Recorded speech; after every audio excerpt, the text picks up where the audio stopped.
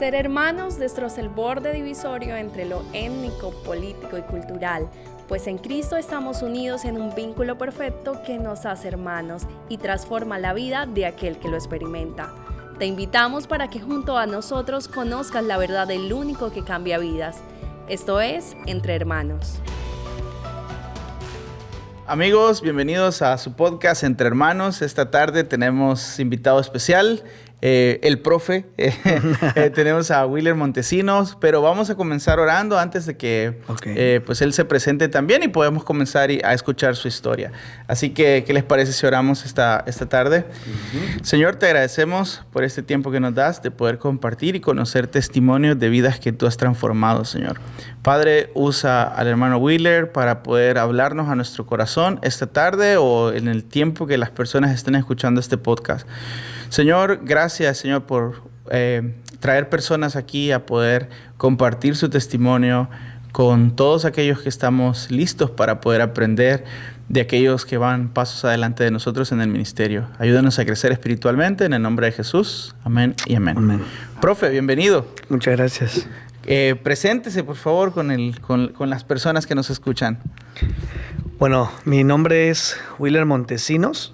En realidad, así como se pronuncia, aunque en Ecuador siempre me decían Willer, tal cual se escribía.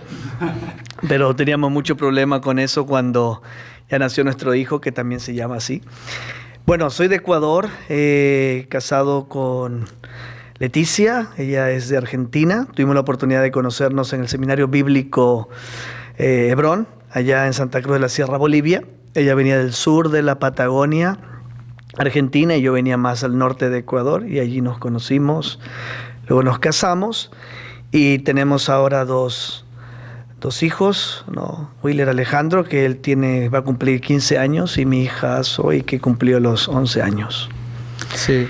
Quiero decir que con Willer, bueno, lo conocí al profe en las canchas, toqué en las clases y compartimos esa afición por el fútbol, ¿cierto? En realidad, fútbol aprendí a jugar en el seminario bíblico en Bolivia. Yo toda la vida jugué básquetbol, eso fue el deporte que practiqué de muchacho. Jugué en el colegio, jugué representando por muchos años. Tuve la oportunidad de tener unas becas para ir a la universidad por el tema del básquetbol. Y casi fútbol muy poco. Siempre me gustó, siempre lo vi. Soy hincha del equipo más grande allá en Ecuador, que es el Barcelona de Ecuador. A ver. Ese es el mejor. Y me gustaba mucho seguir el fútbol, pero no lo jugaba. Entonces, cuando yo voy a Bolivia a estudiar, muy pocos jugaban básquetbol, ¿no? Y en el seminario la mayoría de los chicos eran muy buenos en fútbol, así que ahí empecé mi carrera futbolística. Y sí, me gustan mucho los deportes, así que juego lo que puedo, aunque soy malo en algunas cosas. ¿Celebró el mundial pasado? Por supuesto. ¿Cómo fue ahí? ¿La familia dividida o qué? Sí, pero la ventaja es que tienes dos opciones, ¿no? pero sí, muy contento por el deporte en Ecuador y todo eso, pero feliz también por Argentina, ¿no? Parte de mi corazón está allá, ¿no? Y claro, la media naranja. Así es. Entonces, sí. Profe, y cómo ahora que usted dice, bueno, nos conocimos ahí, jugó mucho básquet y todo. ¿Quién fue Willer de pequeño? ¿Cómo le dicen en su casa? Sí. ¿Cuál era su sobrenombre o nombre de cariño? Bueno, mi segundo nombre es Eduardo y es la manera como me llamaba mi madre, ¿no? Pero en mi casa me conocían por Willer o Willer, como lo pronunciaban. Bueno, yo crecí en un hogar que supuestamente era católico, ¿no? Y muy tradicional, pero mis padres no eran mucho de ir a la iglesia y cosas como esa. Siempre estuvimos rodeados de un contexto como espiritual, de acercarse a Dios de alguna manera, aunque no íbamos a ninguna iglesia y todo eso. De modo que crecí, puedo decir, en un hogar bastante funcional, sano de alguna manera. Así que mi niñez, aunque vivía en un barrio que no era muy sano, Dios guardó. Saludos ahí. Sí, saludos a y justo mi barrio se llamaba Buenos Aires. Así que... Saludos a Buenos Aires. Saludos al barrio de Buenos Aires, allá en Machala, Ecuador. Entonces... crecí así, ¿no? En casa y Mis padres siempre fueron preocupados, aunque sí vivimos épocas muy, muy difíciles. Mi papá era médico, mi mamá trabajaba en una compañía y todo eso, pero tuvimos momentos económicos muy difíciles, ¿no? Pero para ellos siempre fue importante la educación y estar ocupados en algo, y ahí fue como viene el tema del deporte y cosas como esa, la escuela, el colegio. Entonces, prácticamente una vida muy regular y muy sana, por así decirlo, ¿no? Pero todo ahí en Ecuador, en Machala, dice, se llama Sí. municipio, ¿cómo se le conoce? Es la ciudad, Machala, la provincia se llamaba El Oro. ¿A qué se dedicaban sus papás? Mi papá era médico y mi mamá trabajaba en una compañía que procesaba cartón para banano. El área donde es mi ciudad, exporta mucho banano, ¿no? Y había una compañía muy grande que producía el cartón para ese banano, y ahí trabajaba mi mamá. ¿Y por ser médico nunca fue influenciado por eso o su familia? Yo quise estudiar medicina, eso es lo que anhelaba. Yo conozco al Señor a la edad de 14 años, pero la idea era mi plan era terminar el colegio. Me quedé en mi ciudad por los Juegos Nacionales antes de tomar las becas para ir a estudiar medicina, y resulta que en ese tiempo es cuando el Señor me llama, ¿no? Y de modo que para la familia, casi todos no creyentes, era una locura, porque de pronto, ¿cómo vas a dejar esta oportunidad por este fanatismo de ir a estudiar a un seminario bíblico, ¿no? ¿Cuántos años tenía, profe? Cuando pasa eso, yo tenía 19 años. O sea, 5 años después de haber De conocido, al Señor. a Cristo. ¿Y cómo llega a la iglesia? O sea, ¿cómo es ese momento de encontrarse con el Señor o su vida? Dice, éramos regulares, una religión tradicional, pero sin una conexión con el Señor. ¿Cómo es ese llamado? ¿Cómo viene a ser usted, entregar su vida al Señor? Sí. Bueno, yo tengo 14 años y conozco al Señor un 20 de febrero del 97, justo 2 días antes de mi cumpleaños. Y, como digo, mi vida estaba enfocada en el estudio, enfocada mucho en el deporte, con inquietudes obviamente de la adolescencia, en un hogar, digámoslo así, bastante funcional de alguna manera. De modo que yo comparo muchas veces mi vida con, como hablamos hace un momento, con la historia o la parábola hijo pródigo, que usualmente la gente considera el hijo pródigo en la historia, pero en realidad Jesús hablaba de 2 hijos, ¿no? Yo me considero parte de esa historia no como el hijo menor, ¿no? Porque no llevé una vida desordenada, no frecuentaba ciertos lugares. De alguna manera Dios preservó, ¿no? Sin embargo, yo creía que era bastante bueno. ¿Sí? Okay. Creía que era muy bueno, creía que en relación a otros andaba bien, como que Dios se sentía muy orgulloso de alguna manera de mí. Entonces vengo al Señor en un momento de crisis, cuando mis padres pasan una situación muy complicada en su matrimonio, donde en algún momento nada de lo que hiciésemos podría ayudar a que la situación se resuelva. Tiempo atrás mis papás habían visitado una iglesia. Yo tenía a mi tío abuelo, que fue el primer creyente en la familia. Él conoce al Señor en una campaña evangelística, y fue él que desde muchacho nos empezaba a contar las historias bíblicas y cosas como eso. Nos gustaba oírlas, pero de lejos nada más. Sin mayor impacto. Así es. Entonces, cuando mis padres llegan a este momento de crisis, y yo soy el mayor de 3 hermanos, una situación bastante crítica, resulta que mi madre acepta la invitación a una reunión en una casa, ¿no? Un estudio bíblico en una casa, y era de una iglesia que estaban empezando, ¿no? Eran misioneros norteamericanos, que por cierto estudiaron español aquí en Río Grande antes de ir como misioneros a Ecuador. Fueron a Floyd y Amy Dubber. Ellos fueron misioneros también parte del equipo que plantó la iglesia estaba Jerry Silva, ¿no? Y Jerry también había estudiado español acá, entonces eran parte del equipo. Entonces cuando llegamos a esta casa, vamos solamente mi madre y yo. Y ahí estaban ellos, y ahí fue donde, aunque había escuchado antes el Evangelio, como que por primera vez llegó a tener sentido para mí. El asunto es que existe una confrontación entre lo bueno que yo creía que era con lo que Dios decía acerca de mí. Entonces, como que se anulan mis estándares para ponerme o enfrentarme al estándar de Dios. De Dios. Entonces yo siempre digo, fue la primera vez en mi vida donde podía ver cuán pecador era, ¿no? A pesar de que no bebía, no fumaba, y cosas que uno dice, no, estoy bien porque no hago esto, ¿no? Pero realmente era un hermano mayor. Creí que estaba cerca de Dios cuando estaba realmente lejos. Y fue en ese momento donde entrego mi vida al Señor, donde el Señor nos salva por la fe, y de pronto nace en mí el deseo de caminar con Él, de seguirle. Por primera vez me sentí amado a pesar de quién era. Por primera vez no tenía que impresionar ni hacer nada para ser aceptado, ni esforzarme para hacer las cosas bien, sino que sabía que Él me amaba a pesar de quién era. ¿Cuántos hermanos tienen? Son 3 hermanos. Tengo un hermano menor que yo y luego 2 hermanas menores.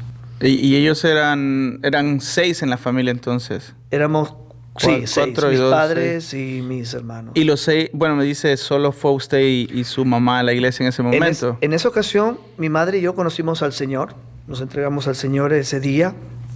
Desde ahí nació en mi madre y en mí un anhelo por ir a esta casa. Era un hogar donde se reunían, éramos 2 familias nada más. Y luego mi madre trae a mis hermanos y cada uno viene en diferentes tiempos conociendo al Señor. Luego mi hermano, el que me sigue, mi madre y yo tomamos la decisión de poder bautizarnos. Pero hasta ese entonces mi papá no quería saber nada, pero tampoco impedía que nosotros fuésemos.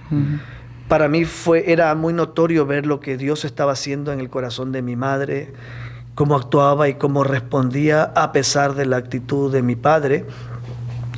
Y de modo que ya no había en mí la inquietud de qué va a pasar con mi familia o qué va a pasar en el futuro, porque ahora estaba convencido de que Dios... ¿Se puede decirnos cuál fue el crisis de la familia que como llevó, era parte de lo que pasó? Sí, fue una situación en la cual ellos ya estaban pensando en divorciarse, ¿no? Entonces el choque para mí era, pero sí, supuestamente íbamos muy todo bien. Todo está bien. ¿No? Y ahora...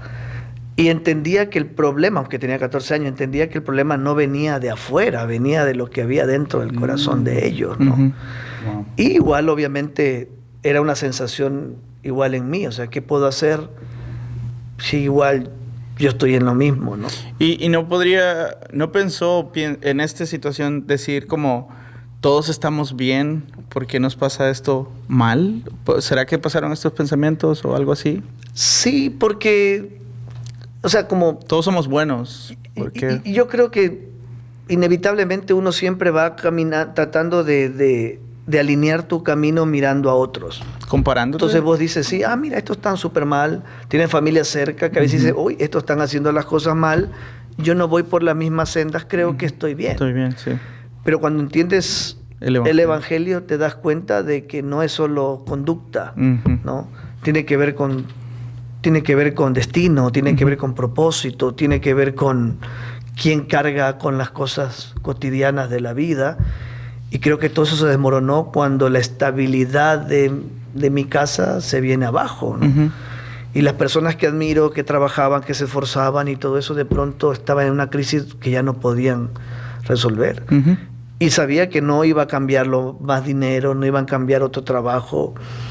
Tenía que haber un cambio desde adentro. El corazón. Por eso fue que cuando yo escucho el evangelio digo, pero si yo soy bueno, pero comparado delante de Dios, nunca me sentí tan sucio y tan pecador como ese día, ¿no? Sí. Entonces, como que Dios sacó mi mirada de otros para enfocarme a ti mismo. Hacia... ¿Y era como a través de una prédica de la palabra o cómo era? ¿Una plática? O... En realidad fue una enseñanza. Porque dice que es iglesia en casa. Ajá, sí, fue una enseñanza. Recuerdo en esa ocasión que Jerry usó, no recuerdo exactamente el pasaje, pero recuerdo que estaba exponiendo y usó una cuerda y usó como una cajita que venía de lado a lado, ¿no? Pasaba entre la cuerda de lado a lado, pero un momento explicó el pecado, el nudo y luego no podía salir. Tipo magia, algo así, ¿no? Y luego como lo cubrió con un paño y sacó el nudo y pudo... O sea, eso ilustraba la idea de que que mi problema con Dios no era No los lo iba a pecados arreglar que usted. cometía yo, sino Ajá. quién yo era, ¿no? Sí. Y que tal vez Wow. no tenía la oportunidad en ese momento de manifestar pecados mucho más groseros y cosas así, pero sabía que en cualquier momento podría ser. Porque el problema no estaba en lo que hacía, sino en quién yo era. Sí. ¿Sí me hago entender? Claro. Entonces, pero eso, me acuerdo mucho de esa ilustración, Ujú. ¿no? Que me llevó al hecho de poder compararme no con otros, como dije, sino directamente con Dios. ¿Y empiezan a construir una iglesia en casa las familias o que se mueven? O... Sí, en realidad nos mudamos de diferentes lugares, estuvimos en diferentes casas, fuimos una de las primeras familias. Mi padre viene al Señor como año y medio después. El Señor lo trae, estábamos un día reunidos ya, mis hermanos conocieron al Señor y él llega al final. Un día Jerry era muy intencional en buscarlo, en salir a comer juntos, hasta que un día él dijo, yo quiero lo que ustedes tienen. ¿No? Él entendía de que había algo en nosotros que no había en él.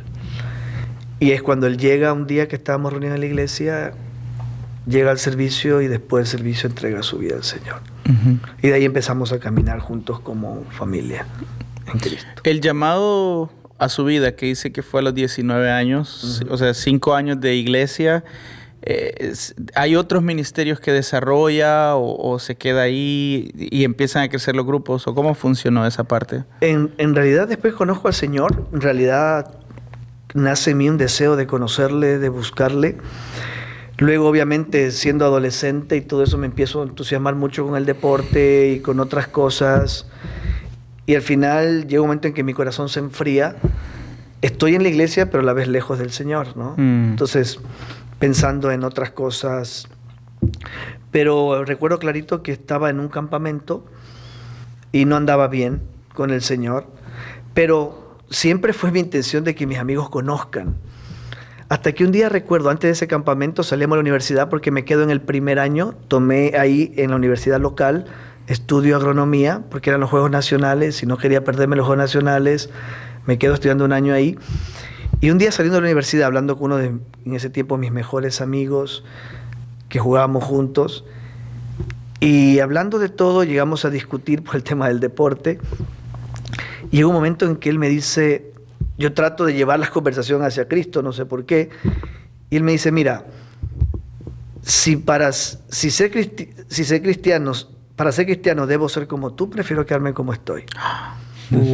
Si tú eres el reflejo de lo que es caminar con Jesús, creo que yo estoy caminando mejor. Así que no quiero saber nada de Dios si se trata de ser como tú. Y eso para mí fue un golpe Dolió. Sí, doloroso, sí. humillante. No supe qué decir. Ujú. Unos días luego decido ir a este campamento, que era en el oriente, en Ecuador, y voy con la intención de que Dios hable y más abierto, decir, ok, Dios, lo que tú quieras decirme. Y es allí con un predicador, Polo Miño, un gran amigo después, que estuvo compartiendo durante esos campamentos donde pude entender que el Señor me estaba llamando. Y fue allí en el campamento donde tomo la decisión de decir, Señor, mi vida es tuya y vuélveme hacia ti y lo que tú quieras lo hago. Y empiezan a hacer la idea de servir al Señor. Entonces es interesante porque en ese momento no podían creer en la iglesia, y todavía, ¿no? Pero gracias a Dios movió el corazón de los líderes de mi iglesia ya en ese tiempo.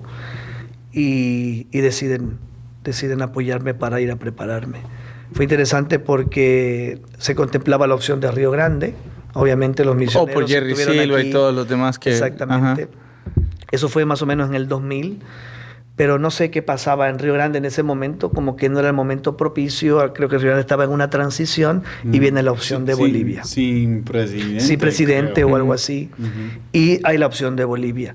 Entonces, ¿cómo se llama el seminario de Hebrón, dijo? Seminario Teológico Hebrón. Ok. Entonces voy allá al seminario. Perdón, solo para concluir ahí la parte, dijo que usted estaba estudiando agronomía. Sí, ingeniería agronómica. Ingeniería agronómica. ¿Lo terminó? No, o hice ahí el primer pone año, pausa? jugué los nacionales. Terminando los nacionales, ocurre esto con mi amigo. Voy al campamento y Fue luego humillado Fui humillado. Sí, humillado totalmente. Pero fue una situación muy difícil en casa porque para mi abuela, tíos, era una locura. ¿Es una familia de médicos o solo No, su papá? Mi padre, Ah, ok. mi padre. Pero una familia enfocada... La carrera. Sí, para mi abuela fue... La educación... Era lo así, más importante es para mi importante, abuela. ok. Y mi abuela estaba muy enojada conmigo, con mi padre, y qué fanatismo, y cómo vas a dejar estas oportunidades. Y Oh, cosas ¿usted como le llevó esa. una carta de su abuela un día? Claro. Sí. Sí, para mi abuela siempre me escribió desde que estuve allá, porque nunca entendió. ¿Por qué dejaste esta oportunidad por fanatismo? Ser ingeniero por ser pastor. Entonces, incluso era interesante porque vive un contexto donde ser profesional era muy importante. Pero recuerdo a mi padre apoyar mucho esa decisión, aunque no entendían completamente. Incluso en una ocasión, volviendo del seminario, mi papá le gustaba mucho el fútbol, lo acompañó a jugar ahí con los médicos y algunos mayores, y llegamos al complejo. Y obviamente muchos de los hijos de los médicos eran médicos, ¿no? Entonces cuando me llegan me decían, doctor, ¿y qué especialidad tiene? Y yo le decía... En teología. No, estudié en Bolivia. ¿Y qué especialidad hay en Bolivia, no? Ajá. Y mi padre decía, no, él estudió en un seminario bíblico. Como con un signo interrogación. ¿Y qué es eso? ¿Y qué haces con eso? Porque todavía no era como pastor todavía, ¿no? Recién llegaba mi primero o segundo año de seminario. Entonces, ok. pero para ellos era como, tienes que ser un doctor, porque mi papá es doctor. Entonces Sí. me dicen, ¿qué es eso? Le digo, bueno, es para ser pastor, misionero. Y uno de ellos dice, o sea, vas a ser pobre, ¿no? No. O sea, no vas a hacer nada. Con lo molito, directo, wow. Sí, a mí y mi padre allí. Oh, wow. Y yo me sentí avergonzado, Sí. pero mi padre no. Oh. Y eso fue algo que me impactó porque mi papá dice, mi hijo tomó la mejor decisión de su vida. Y eso como que me volvió a alinear otra vez de que lo que yo estaba haciendo o respondiendo era un privilegio. Ujú. Entonces, más o menos para entender la magnitud de lo que era Sí. desaprovechar esto por irte a un seminario bíblico. Pero lo interesante es ver en retrospectiva con respecto a esto, es que cuando yo llego a Hebrón, Dios empezó a tratar conmigo, me mostró realmente que no era una cuestión que yo podía decidir, era que Él me llamó. Entonces entró en mí una desesperación porque decía, Dios, llama a otro porque me daba miedo, ¿no? Pero bueno, Dios trató con eso. ¿Puede recordar cuál es su mayor miedo en ese momento? Sí, era el hecho de no ser capaz. Era soltero para empezar. Sí, era soltero, pero era como, no sé, era como entender, no en la totalidad, pero entender la magnitud de lo que estaba. Ujú. Primero yo no lo escogí, Ujú. no lo decidí, no sé qué hacía en Bolivia, y de pronto, ¿y si fracaso? ¿Y si no lleno las expectativas de Dios? ¿Y si me equivoco? O sea, era un temor de saber que esto era algo más grande de lo que yo podía hacer. Ujú. Pero Dios puso ese confort y consuelo, decía, mira, yo te llamé, así que tú tranquilo, ¿no? Te pregunto, profe, porque capaz que eso pasa en el corazón de muchos ahorita, alrededor del mundo, no solo en Río Grande. ¿Sabes? Como están diciendo como, sí estoy aquí, estoy estudiando como en obediencia, pero no plena, porque mi corazón tiene algo todavía que digo, tengo miedo, ya, tengo miedo de dónde ir, qué voy a hacer, cuarto año, quinto año en algunos lugares. O sea, eso, Sí. ¿cómo quitamos el miedo? Yo creo que tiene que ver El miedo con, al llamado. con el hecho de entender y estar seguro que Él te llamó. Sí. Porque al final yo sí quería, o sea, estaba entusiasmado de hacerlo, me encantaban las clases, mi relación con mis compañeros, un contexto muy distinto al mío, me adapté rápido a la cultura, amé la cultura boliviana, pero el temor era estar seguro que Dios me llamó para no perder mi tiempo, ¿no? Y saber que si iba a ocurrir algo, Él se iba a hacer cargo. Ujú. Entonces cuando Dios puso esa paz y yo te llamé, era como decir, ok, entonces tú tranquilo, Él se va a hacer cargo. Y luego pude ver a Dios poniendo piezas, enseñando, probando. Por ejemplo, fue interesante porque cuando yo llego, uno de mis profesores, el hermano Larry Windle, Oh. ¿no? Entonces yo lo conozco, lo tengo como profesor. Claro, lo llamaban Lauro ahí en Bolivia. ¿Lauro? Windle. ¿Por Larry? Sí. Lauro. Hermano Lauro. Hermano Lauro Lauro Windle. Windle. Entonces, Y ahora, para los que están escuchando, es sí, el sí. presidente de Río Grande. De Río Grande. así es.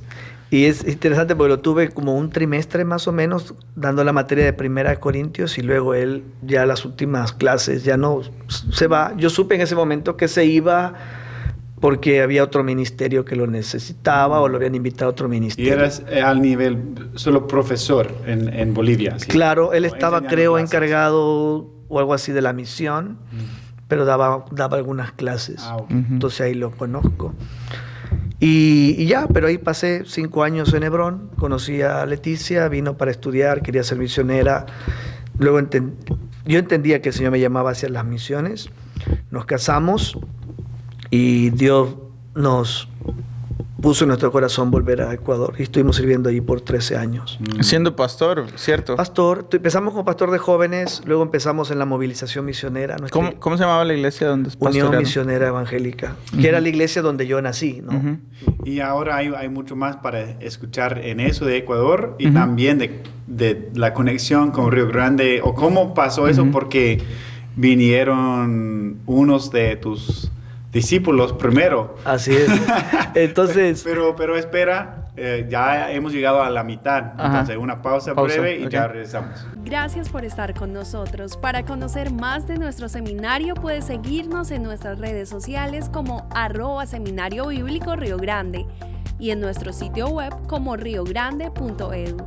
Continuamos con Entre Hermanos. Profe, estábamos en la parte de que conoció al hermano Larry en la escuela y también siendo estudiante conoció a su esposa. ajá. Cuéntenos un poco sobre esto. ¿Cómo fue ese encuentro amoroso, divino? Sí. Yo siempre bromeo porque estando yo ya 1 año, Leti llega, en resumidas cuentas, ella llega solamente a visitar a unos amigos que estaban estudiando argentinos ahí en Hebrón, y ella va por visitarlos. Pero ella siempre quiso prepararse para salir como misionera. Su iglesia no apoyaba mucho esta idea porque era el pastor y los líderes más de la idea de hay necesidad aquí, así que luego podemos pensar afuera. La historia corta es que ella llega solamente para visitar a estos amigos y luego ya llega con el interés de prepararse. Entonces, llega y quería ir a un programa muy rápido para salir como misionera a la India. Yo siempre bromeo que ella iba por 1 año y de pronto me vio y dijo, ok, póngame en el programa más largo. Y todo. Esa es mi versión de la historia, Sí. pero ella tiene la real. Pero Hay bueno, otra verdad. hay otra Hay un verdad, mundo sí. paralelo. Y la cosa fue que ella era muy clara en cuanto a misiones. Y yo entendía que era un llamado hacia las misiones, hacia la gente no alcanzada, pero iba descubriendo en el camino de qué manera, qué forma, dónde. El asunto es que luego me interesa ella y se lanza un programa prototipo de misiones por radio, ¿no? Un programa de misiones radial, había un prototipo de radio y yo empiezo un programa de misiones. Empecé con una compañera del seminario que al final no pudo y yo no tenía y quería hacerlo con alguien. Entonces le pregunto a Leti si ella tendría interés de hacerlo y claro, al ser misiones, yo no le agradaba mucho hasta ese momento, pero como era misiones, ella dijo yo acepto, ¿no? Entonces me acuerdo que creo que nuestra primera cita fue ahí en nuestra radio, era un cuartito pequeño haciendo nuestro programa. Teníamos un solo oyente que era el profesor de historia que le encantaba los datos y todo eso. Pero me acuerdo que yo un momento me tocaba a mí dar siempre como una meditación y un mensaje. Y iba a ser la primera vez estando ella. Y a mí me encanta la radio, pero yo creo que yo necesito ver a la gente, a la audiencia, interactuar. Y empecé a compartir y fue un desastre, ¿no? Queriendo impresionarla, terminé siendo un desastre ahí. Pero bueno, lo que la movía a ella era eso de que era de misiones. Luego nos invitan unos buenos amigos que su iglesia iba a tener su primera conferencia misionera y nos invitan a nosotros a ayudarles, porque no tenían ni idea. Así que vamos. Y es ahí donde yo realmente puedo ver de una manera muy clara, fuera de un salón de clase o de la vida de seminario, ver su corazón hacia ello, ¿no? Y también viceversa, ¿no? Ella pudo, es lo que dice ella, ¿no? Ujú. Pudo ver realmente La pasión. la con la pasión que- y nuestro corazón para ello. Y ahí es cuando ya empezamos a hablar y a orar.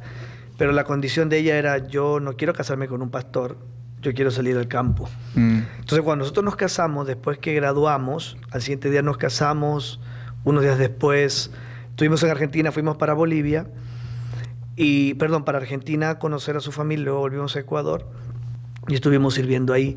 enfocado en la movilización misionera. Empezamos como pastor de jóvenes y adolescentes y era el grupo que empezamos a movilizar. ¿Qué hacía exactamente? ¿Cuál era su función como movilizador en esa iglesia? Cuando nosotros hablamos con que era mi pastor en ese tiempo, el tema de misiones no era muy claro porque el paradigma que él tenía, aunque era un hombre de Dios y tenía gran pasión por los perdidos, era ¿de dónde vamos a levantar sustento para enviar un misionero si ni siquiera hay para nuestra propia iglesia? Exactamente. Entonces, pero empezamos con adolescentes, hicimos campamentos misioneros, los llevamos a viajes de evangelismo, a estar en otras comunidades.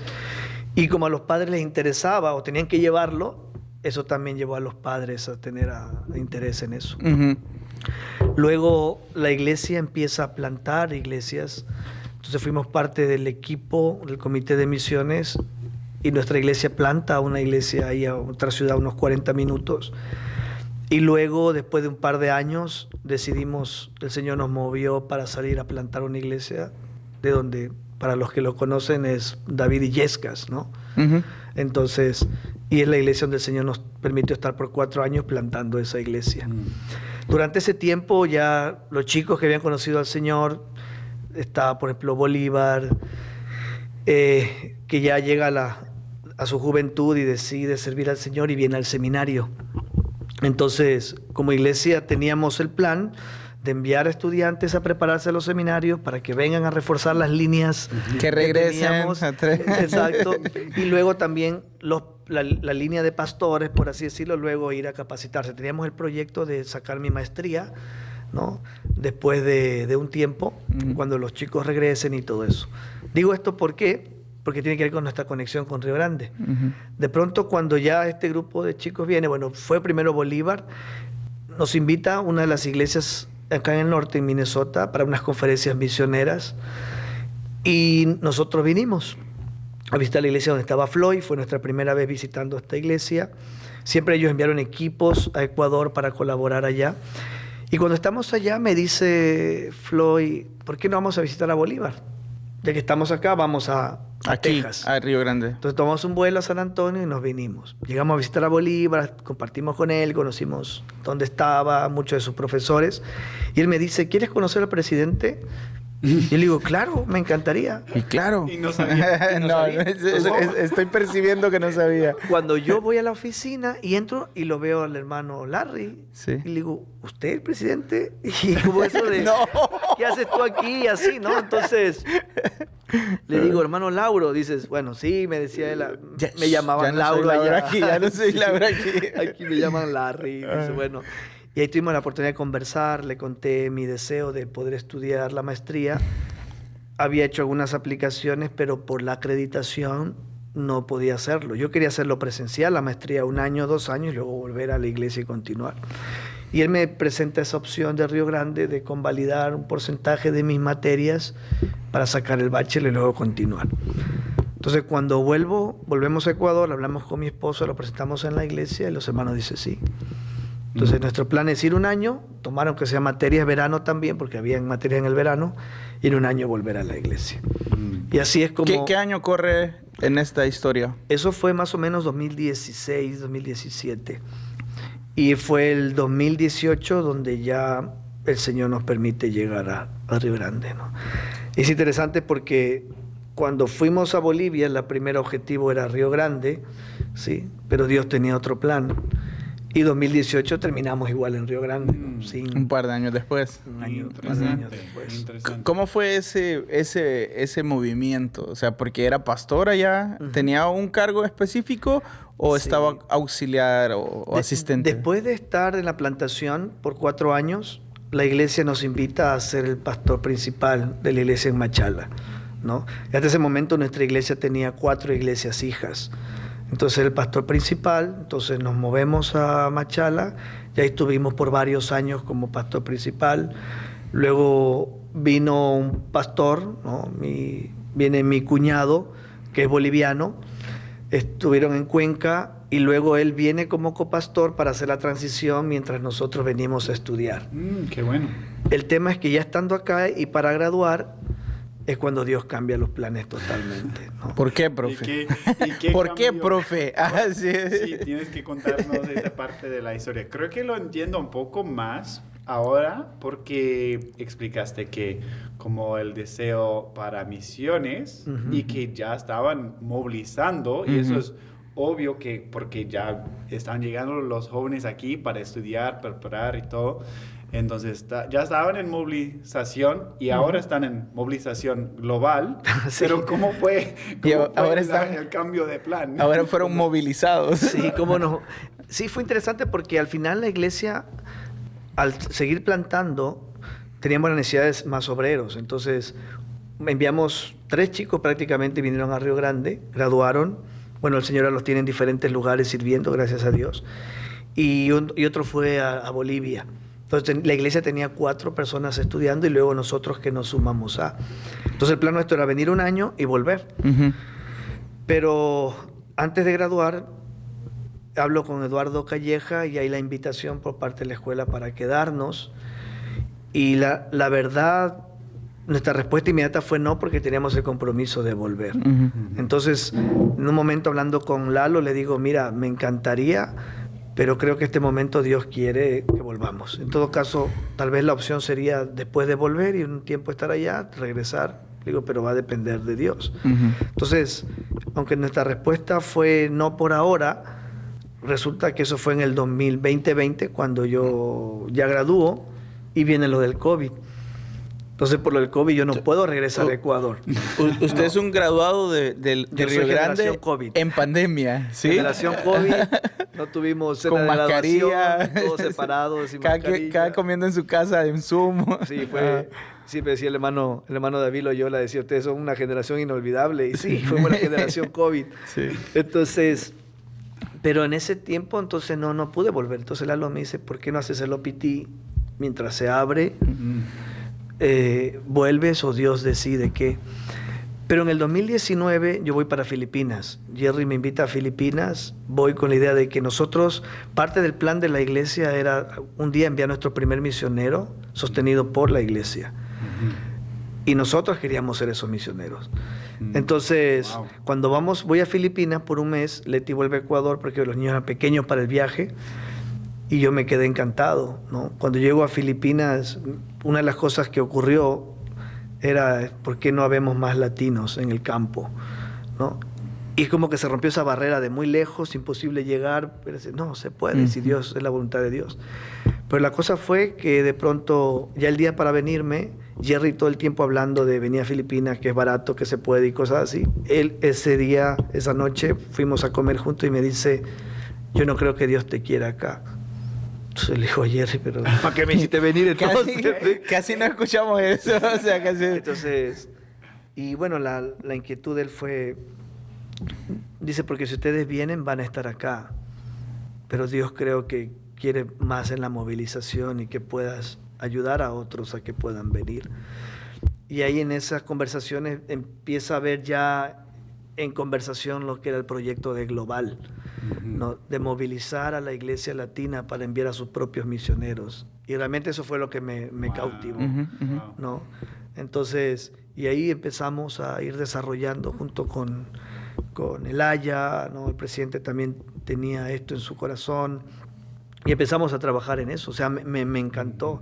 Era como hacer en macro aquello que Dios nos había estado enseñando y haciendo en la iglesia en Ecuador. En Ecuador, sí, en la iglesia local. Por eso dije como de movilización allá a movilización global. Más grande, sí. El proyecto. Exacto. La invitación inicial para Río Grande, ¿de qué fue? ¿A qué se porque era, creo, más con el tema de apoyar el ministerio práctico, ¿no? Y algo así. Me gusta la enseñanza, pero no me veía con el tema de enseñando, de ser maestro. Y sí, la idea con los estudiantes, estábamos en ese tiempo, cuando yo estuve estudiante, estuvimos trabajando en lo que era replantar la iglesia en Indian Hill, y eso me encanta el tema de la plantación también. Y me entusiasmaba eso, ¿no? Pero cuando ya vino esto de Global fue lo que... O sea, esto es lo que toda la vida Dios nos ha estado. En esta iglesia en Ecuador hicimos conferencias misioneras, involucramos a otros. Incluso antes de venir, la denominación nuestra o asociación nuestra me habían pedido a mí desarrollar un proyecto para involucrar a toda la denominación en las iglesias en misiones. Que yo lo hice, lo presenté, pero nunca lo pude desarrollar porque yo vine para estudiar. Entonces, entendimos, es esto lo que Dios quiere. Yo tengo una pregunta. ¿Qué es Río Grande Global? Solamente porque dijimos global ahorita y nosotros entendemos, pero para la comunidad... Todavía es nuevo, todavía es en el inicio, aunque ya está creciendo y establecido, pero si de los quizás conocen a Radio Esperanza o el seminario, pero una breve explicación de lo que es. ¿Qué es Río Grande Global? Sí. Río Grande Global es un ministerio de Río Grande Bible Ministries que busca capacitar, entrenar, empoderar a la iglesia latinoamericana para el envío de sus propios misioneros al campo. ¿Sí? Es un ministerio que conecta a otros ministerios, ¿no? Porque en el proceso era la idea de ¿qué va a ser global? Otra agencia misionera, otra agencia movilizadora, otra agencia de capacitación, y porque había como muchos entes involucrados, ¿no? Los intereses de la agencia, las iglesias locales, el mismo seminario. Entonces, una de las cosas que observábamos era que muchos chicos llegan acá con un claro deseo de ir al campo misionero, pero sus iglesias o no entienden la visión, no abrazan la visión, y tampoco algunos no están dispuestos a enviarles. Entonces, ¿cómo hacen ellos para ir al campo? ¿No? Entonces, nació la idea de cómo nos acercamos a los pastores, cómo hablamos a ellos. ¿Cómo les explicamos? Sí, porque es un lenguaje distinto, ¿no? Siempre bromeo, ¿no? Obviamente fui pastor y entiendo el trabajo difícil que es y amo mucho, respeto mucho el trabajo pastoral, pero es como otra cultura, es otra gente, ¿no? Pero cómo hablar su idioma, cómo hacer entender a ellos que no estás perdiendo tu gente cuando lo envías al campo, ¿no?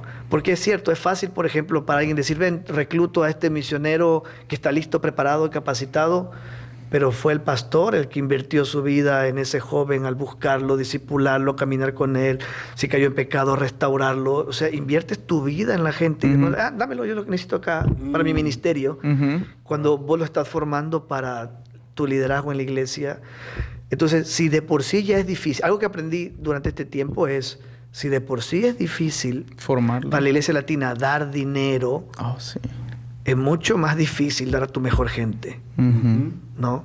Entonces, con Global es ayudar al pastor, hablar su lenguaje para hacerle entender, no estás perdiendo tu mejor gente, estás invirtiéndolo para lo eterno. Para el reino. ¿No? Y Dios te va a proveer más, si eres un buen mayordomo, de dar a tu gente, aunque vayan a otros ministerios, otras iglesias, que fue algo que mi iglesia entendió.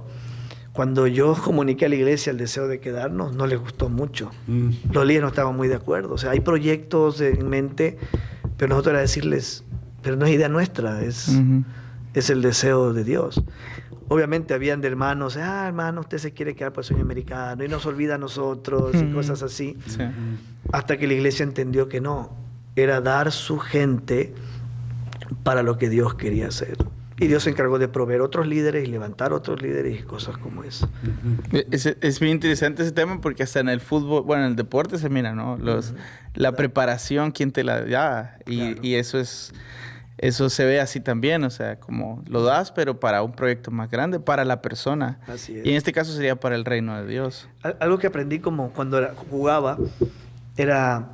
Cuando vos aprendes un deporte, tienes el profesor o el coach, el entrenador formador, el que te lleva del inicio a desarrollar tus talentos y eso, ¿no? Y de pronto cuando pasas a un equipo o pasas a una selección, está un coach que sabe, pero toma de lo que alguien trabajó. Y a veces estos formadores no tienen el reconocimiento que tiene el otro. Los gastos formativos, se le llama. Exactamente. Y a veces lo que pasa con los pastores, ¿no? Entonces, es la idea de Global de hacerles ver más allá de nuestra propia iglesia, de lo que Dios está haciendo en el mundo y cómo quiere usar su iglesia en el mundo. Pero también el hecho de decir, Dios te usó para levantar a estos hombres, estas mujeres, estas personas, que Él quiere usarlos en otro lado, ¿no? O sea que Río Grande Global es la parte afectiva, le da el abrazo al pastor y le dice todo va a estar bien, Sí. estamos enviando gente, pero ¿ustedes colocan a la gente o la iglesia decide dónde va a ir? ¿Cómo funciona esta parte? La idea de Global es capacitar, entrenar a la iglesia, a sus líderes, porque para preparar a sus misioneros está el seminario. Ujú. Entonces nuestro enfoque es la iglesia, ¿no? Que ellos puedan salir por su iglesia, trabajar con agencias misioneras, que su corazón esté con la iglesia local, no tomar a sus misioneros, sino cómo te ayudamos a ti a enviar a tu gente y a sostener a tu gente. Global no define dónde van a ir, es la iglesia y donde Dios quiere mover esa iglesia a ir. Pero hay muchos recursos de agencias o ministerios que la iglesia local desconoce. Entonces la idea de Global es decirles, mira, aquí hay recursos muy buenos para tu iglesia, para tu capacitar visión, a tu para la gente. visión que tienes. Exactamente. Y eso ayuda a ellos para poder hacer el envío. O sea que Global viene, perdón, solo quería, Global viene a ser un puente entre la iglesia, agencia misionera, como un catalizador, el exacto, el proyecto campo. Destino y armar, pues a veces son entidades y eso lo vi aquí cuando vine que es como todos diciendo aquí, pero es como, pero en mi iglesia no estoy seguro. Entonces ustedes hacen como eso, concatenar las ideas de decir, tú quieres ir aquí, él quiere ir allí, aquí está esto que te puede servir y empujar a la persona hacia el destino que están planeando, hacia el plan que han hecho, ¿no? Exacto. Porque cuando el pastor puede ver que tu intención no es... Al principio de Global siempre nos preguntaban, ok, ¿y cuánto cuesta esto? ¿Y qué ganan con esto? Ujú. Es como que hay detrás de... Sí. Y sí, he sido pastora y a veces pasa eso, ¿no? Te vienen a ofrecer algo, pero siempre hay algo a cambio, ¿no? Sí. Pero algo interesante que hablamos con el hermano David, por ejemplo, es, yo tenía experiencia en algo de movilización, pero prácticamente yo fui pastor. Cuando el hermano David Loyola viene a ser parte de Global, una de las cosas que conversamos, decía, yo no sé qué Dios quiere porque yo no soy misionero. Yo no fui misionero, para mí esto también es nuevo, pero en cambio empezamos a observar la idea de, pero conocemos un poco el corazón del pastor. Entonces cuando el hermano David hablaba de enamorar el corazón del pastor de una manera real, honesta, encontramos la respuesta del pastor en confianza, decir, oh sí, nos gustaría. Por ejemplo, ahora vamos a ir a Bolivia para una conferencia misionera porque quieren ya enviar su primer misionero el próximo año. Y el pastor nos decía, ok, ¿qué agencias nos recomiendan? ¿Con quién podemos trabajar? O sea, generamos esa conexión de confianza para decir, ok, ¿con qué Sugiéreme. agencia? O ¿con qué recurso? ¿Por qué? Porque pudimos llegar al corazón del pastor, si me hago entender. Entonces, Sí. es una manera Y se puede decir o clarificar que Global, Río Grande Global, no es un departamento del seminario, es un ministerio aparte del Exacto. seminario. Entonces, Independiente. Sí, trabajan juntos o Así en es. conexión, pero no son, no es como simplemente una oficina o departamento del mismo seminario. Ahora estamos al final del podcast, porque se acabó. Pero quería preguntar, ¿dónde te imaginas en 5 o 10 años? Y parte de eso, ¿te imaginas algún día en el campo misionero? ¿O crees que de aquí adelante toda la vida es en movilización? ¿O qué piensas? Pero creo que podríamos comenzar la respuesta diciendo qué estás haciendo ahorita. Aparte de Global, hay un proyecto personal. Bueno, ¿qué estás haciendo ahorita? Y eso, la proyección a... Siempre hemos visto que Dios nos ha movido a relacionarnos con la gente incrédula, con el no creyente. Por eso nos gusta mucho el tema de plantación, nos gusta mucho hacer relaciones con gente no creyente. Tenemos un círculo ahora de amistades con gente no creyente y nos gusta mucho eso. También con el tema de misiones transculturales. Algún día queremos salir al campo, ¿no? Seguimos nosotros en conexión con nuestra iglesia en Ecuador y algún día nos gustaría salir al campo a través de nuestra iglesia. Hoy Dios nos tiene acá en Río Grande y ha sido una bendición. Desde que llegamos a Río Grande he conocido más gente en todas partes del mundo que jamás hubiese conocido desde Ecuador. Puedo decir que tengo más conexiones con gente en todo el mundo, con otros ministerios. Dios amplió. Yo una vez le decía al hermano David Lop, yo vine con un llamado hacia misiones, pero en Río Grande vengo a adquirir una visión global. Y es muy distinto, ¿no? Porque a veces uno escucha en las iglesias en Latinoamérica, no, misiones, pero a veces no es global. Es local. Sí, es local. Misión es local, ¿no? Es mi iglesia hace esto, mi iglesia y es mi reino y mi propio. Pero algo que estamos aprendiendo mucho con lo de global y en Latinoamérica es que a veces puede haber ciertas diferencias, pero podemos trabajar juntos. Hay iglesias y ministerios que tienen cosas que yo jamás podré obtener. ¿Por qué no las compartimos? Y eso es lo que me encanta de Río Grande Global. Y creo que una de las bendiciones que tiene estudiar en el seminario es que si vos eres abierto a lo que Dios quiere mostrarte, no solo en el salón, sino con los maestros, los viajes, es que tú te vas a salir de aquí con una visión mucho más global. Y creo que tener una visión global es aprender a trabajar con otros, aunque hayan diferencias. Es amar otras culturas que no necesariamente es la tuya o es muy diferente a la tuya, ¿no? Es aprender a hacer partnership, ¿no? A tener conexiones. No decir, mira, yo no tengo esto, pero conozco a alguien que sí lo sabe. Y eso lo vine a aprender acá.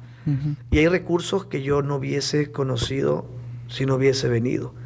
Pero siendo pastor, por años en Latinoamérica sé que son recursos que serían muy útiles acercarlos a la iglesia local en Latinoamérica. Entonces, si nos vemos en algunos años en el campo, creo mucho en la visión de global, ¿no? De movilizar. Como decía Billy, si bien es cierto, no pertenece al seminario en sí, tiene mucha conexión, porque gran parte de nuestro equipo movilizador son los estudiantes en su viaje en el verano, porque gran parte de nuestra conexión van a ser exalumnos, ¿no? Algo que Río Grande Global tiene apenas 2 años o algo así, pero el seminario tiene 75 años.